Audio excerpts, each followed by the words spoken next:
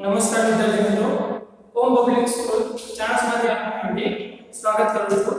હવે આપણે ધોરણ 6 ની અંદર વિષય ગણિત ચેપ્ટર નંબર 12 છે ગુણોત્તર અને પ્રમાણ.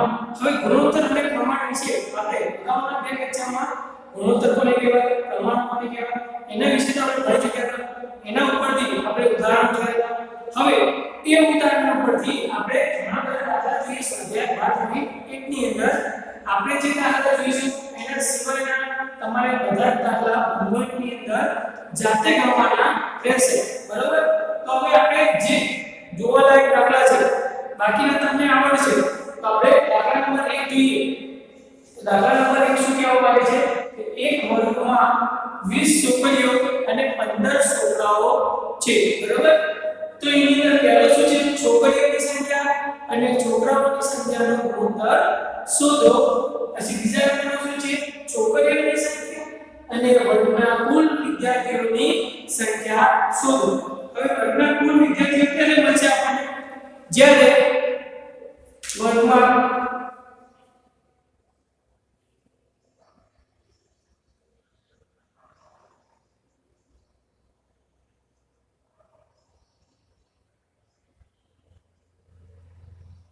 તો વર્ગના કુલ વિદ્યાર્થીઓ કેટલા છે એ શોધવા માટે આપણે શું કરવું પડશે? સૌપ્રથમ તો છોકરીઓની સંખ્યા કેટલી આપેલી છે આપણને? છોકરીઓની સંખ્યા 20,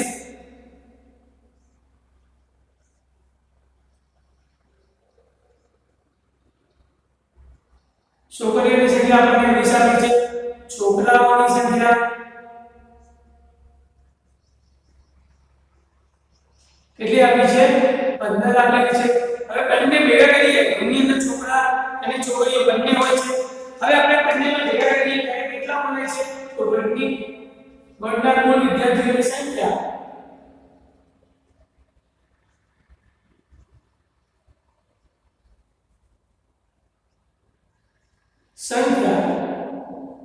બરાબર 20 + 15 તો કેટલા થશે?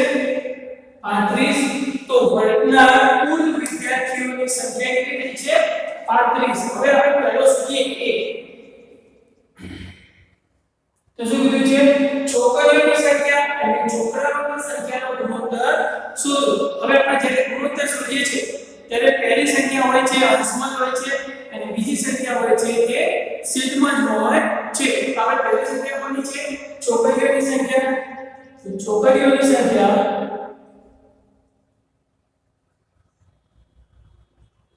ભાગ્યા છોકરાઓની સંખ્યા. બરોબર? છોકરીઓની સંખ્યા ભાગ્યા છોકરાઓની સંખ્યા. હવે આપણી છોકરીઓની સંખ્યા કેટલી છે? 20 ભાગ્યા છોકરાઓની સંખ્યા 15 આપેલી છે. બરોબર? હવે એના અંદર જે રૂપો ઉતારો ગુણોત્તરને અધિક સંખ્યા સ્વરૂપમાં જોડી દેવાનો રહેશે. તો 5 × 4 = 20, 5 × 3 = 15, 5 5 ઉડી ગયા. બરોબર? તો શું બચશે? 4/3. આપણો પહેલો ગુણોત્તર આપણને મળી ગયો છે. હવે આપણે બીજો જોઈએ કે છોકરીઓ અને વર્ગના કુલ વિદ્યાર્થીઓનો ગુણોત્તર શોધો. તો સૌપ્રથમ શું હશે? છોકરીઓની સંખ્યા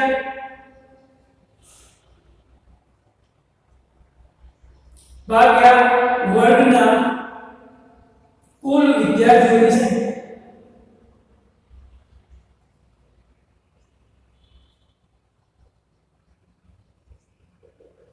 તો છોકરીઓની સંખ્યા કેટલી છે? 20 ભાગ્યા વર્ગના કુલ વિદ્યાર્થીઓની સંખ્યા આપણે શોધી છે કેટલી છે? 35. હવે આપણે ઉડાડીએ તો 5 × 6 = 20, 7 × 5 = 35, 5 5 ઉડી ગયા. જવાબ આવશે શું? 4/7. બરોબર? તો અહીંયા આપણો પહેલો દાખલો શું થાય છે? કમ્પ્લીટ થાય છે. હવે આપણે આગળ જોઈએ દાખલા નંબર 5. આવી કે ત્રીજો ચોથો દાખલો બધા તમારે આ રીતે ગણવાના છે. હવે આપણે દાખલા નંબર 5 જોઈએ. તો દાખલા નંબર 5 ની અંદર શું છે કે નીચેના ખાના પૂર્ણ કરો. હવે આપણે આવું એક ઉદાહરણ જોઈ ચૂક્યા. બરોબર? એમાં આપણે બીજી રીત કરાવી હતી. ડાયરેક્ટ તમને શીખવાડો તો આપણે આમાં બીજી રીત કરીએ છીએ. તમને જે રીત ફાવે એ તમે ગણી શકો છો.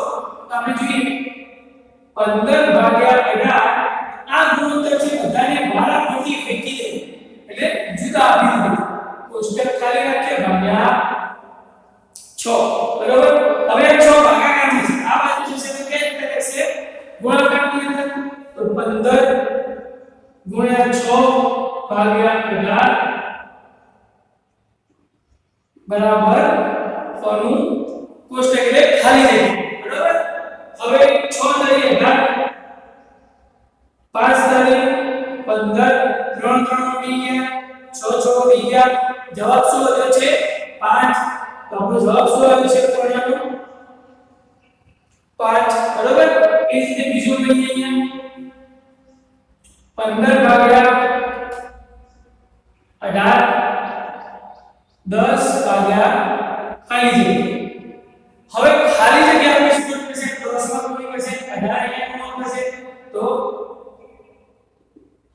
15 ગુણ્યા ખાલી જગ્યા 10 ગુણ્યા 18 બરોબર આપણે શું કર્યો ક્રોસ ગુણાકાર ભાગાકારના ગુણાકારમાં લઈ લીધી બાજુ અને આ ભાગાકારને પેલી બાજુ ગુણાકારમાં લઈ લીધી છે હવે આ 15 છે ભાગાકારમાં લઈ લીધી એ ગુણાકારમાં છે એક કોષ્ટક ખાલી થશે 10 ગુણ્યા 18 ભાગ્યા 15 5 તરી 15 6 તરી 18 5 દુ 10 5 5 ઉડી ગયા 3 3 ઉડી ગયા વધે શું 6 દુ 12 બીજા કોષ્ટકનો જવાબ આવે છે 12 બરોબર હવે ત્રીજા નંબરનો આપણે જોઈએ તો શું છે 15 ભાગ્યા 18 બરાબર ખાલી જગ્યા ભાગ્યા 30 હવે 30 ભાગાકારમાં છે આ બાજુ લઈ જઈશું તો ગુણાકારમાં આવતા રહેશે તો જોઈએ 15 ગુણ્યા 30 ભાગ્યા 18 બરાબર ખાલી જગ્યા ઓકે હવે 6 પંચા 30 5 તરી 15 6 તરી 18 6 6 ઉડી ગયા 3 3 ઉડી ગયા 2 5 રા બદલ 5 પાયો 25 આપણો કોષ્ટકનો જવાબ શું આવે છે 25 બરોબર તો આપણે દાખલા નંબર શું છે 5 હવે આપણે એવા દાખલા જોઈએ દાખલા નંબર 7 માં એવું આવશે કે તમારે અંદર એકમો જુદા જુદા આપશે એક એકમ રૂપિયા આપણે હોય તો એક એકમ કેવો આપે છે પૈસાની અંદર આપેલો છે તો આપણે એવા દાખલા જોઈએ કે જેથી કરી તમને દાખલા આવી જાય બીજા બાકી બધા તો આપણે ગુણોત્તરમાં એવું કહેવામાં કે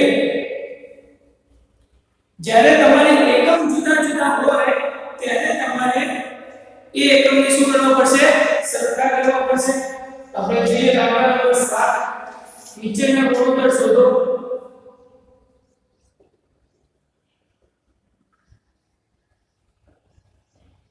નીચેના ગુણોત્તરો શોધો એમાં પહેલો છે શું છે 30 મિનિટ અને 1.5 કલાક બીજો છે 40 સેમી અને 1.5 મીટર ત્રીજો છે 55 પૈસા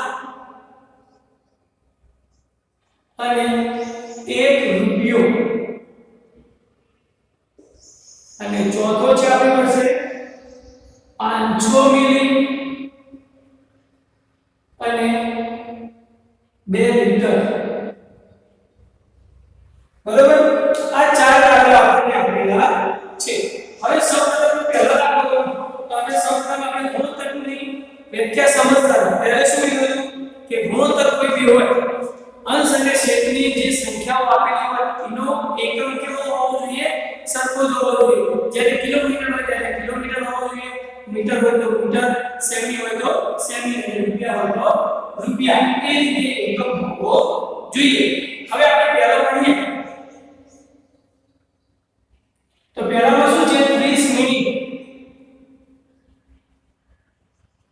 અને 1.5 કલાક બરોબર આપણને આપેલું છે હવે 1.5 કલાક છે એને મિનિટમાં મેળવવો હોય તો 1 કલાક બરાબર કેટલી મિનિટ થાય છે 60 મિનિટ હવે આ 1.5 કલાક છે 1 કલાક બરાબર 60 મિનિટ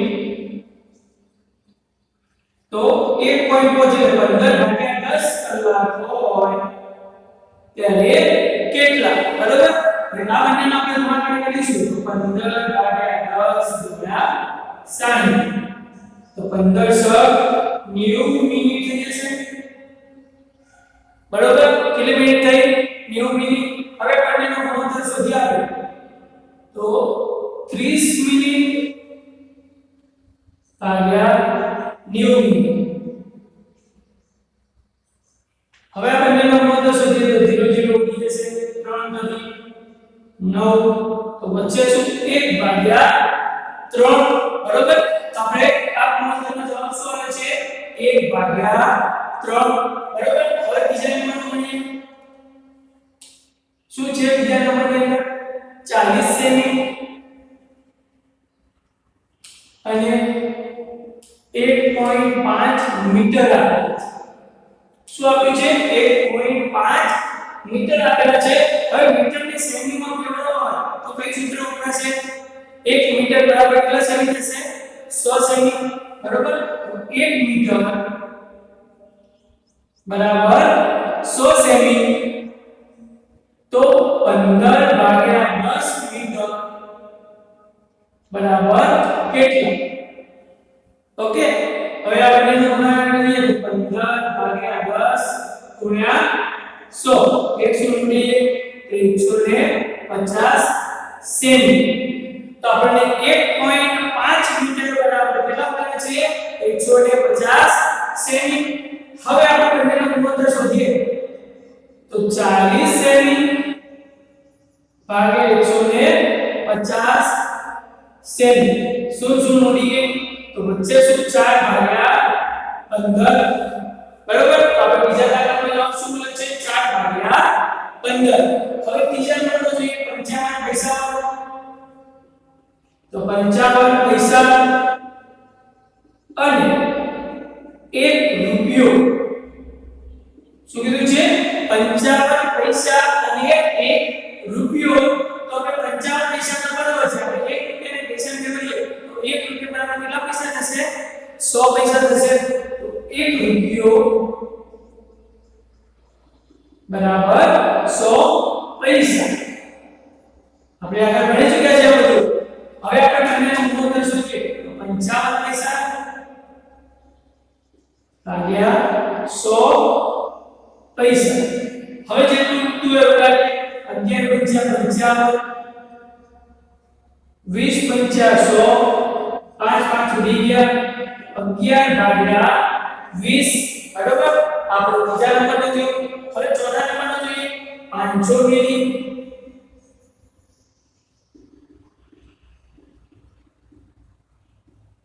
અને 2 લીટર હવે મિલી તો બરાબર છે હવે લીટરને મિલી લીટરમાં ફેરવવા હોય તો 1 લીટર બરાબર 1000 મિલીલીટર થાય છે આપણે લખીએ 1 લીટર બરાબર 1000 મિલીલીટર તો આપણે કેટલા લીટર છે 2 લીટર છે તો કેટલા થશે તો 2 ગુણ્યા 1000 તો 2000 મિલીલીટર બરાબર હવે 500 ભાગ્યા 2000 મિલીલીટર નો ગુણોત્તર શોધીએ તો 500 મિલીલીટર ભાગ્યા 2000 મિલીલીટર હવે બંનેમાંથી શું થશે શૂન્ય મુક્તિ હોય એટલે ઉડાડ લઈએ 520 તો આપણે જવાબ શું આવશે 1 ભાગ્યા 4 બરાબર હવે આપણે આ સૂત્ર છે દાખલા નંબર 7 હવે એના પછી આપણે એક દાખલો જોવાનો છે દાખલા નંબર 8 તો આપણે આગળ જોઈએ દાખલા નંબર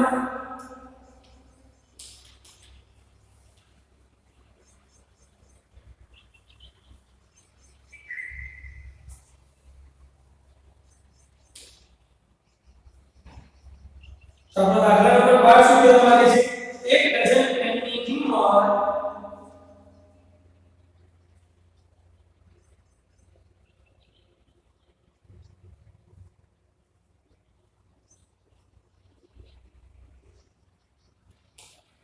180 રૂપિયા છે અને 8 બોલપેનની કિંમત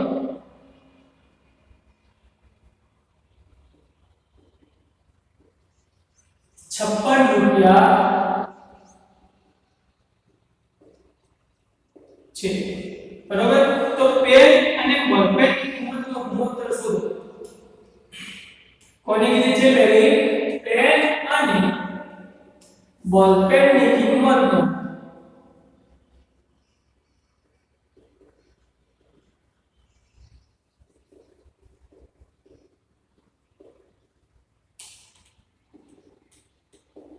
બરાબર પેન અને બોલપેનની કિંમતનો ગુણોત્તર શોધવાનો છે હવે આપણે એક પેન અને એક બોલપેન પહેલા શોધવી પડશે તો સૌપ્રથમ આપણે એક પેનની કિંમત શોધવી પડશે અને એક બોલપેનની કિંમત શોધવી પડશે અહીં આપણને શું આપ્યું છે એક ડઝન પેનની કિંમત 180 રૂપિયા છે એક ડઝન એટલે 12 પેન બરાબર એટલે 12 પેનની કિંમત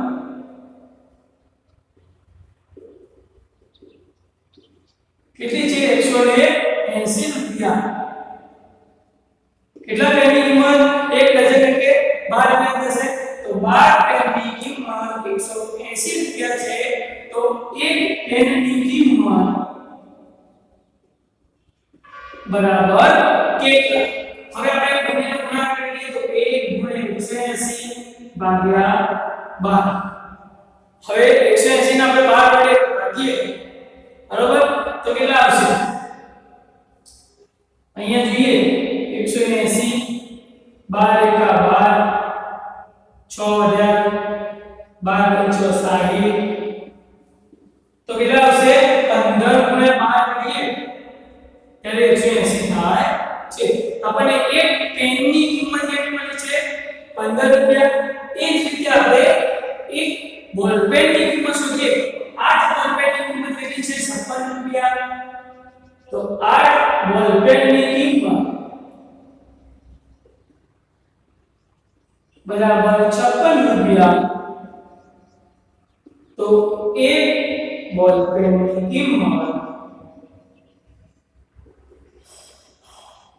બરાબર કેટલા તો 1 * 56 ભાગ્યા 8 8 સીત્યા 56 8 ઉડી ગયા તો કેટલા બચે 7 રૂપિયા તો એક બોલપેનની કિંમત કેટલા રૂપિયા મળે છે આપણને 7 રૂપિયા મળે છે હવે આપણે બંનેનો ગુણોત્તર શોધવાનો છે તો પેન અને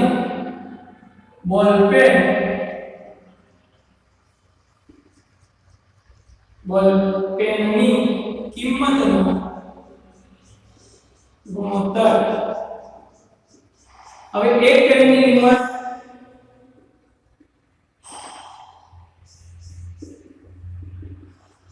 ભાગ્યા એક બોલપેનની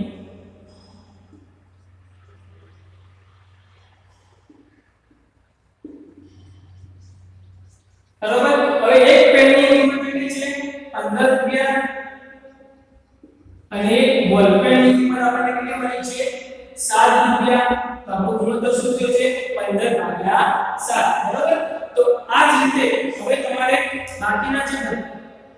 બાકીના દાખલા છે એ બધા દાખલા તમારે હોમવર્કની અંદર ગણીને નોટની અંદર લખીને તમારે એ પ્રશ્નો ફોટા પાડીને WhatsApp ના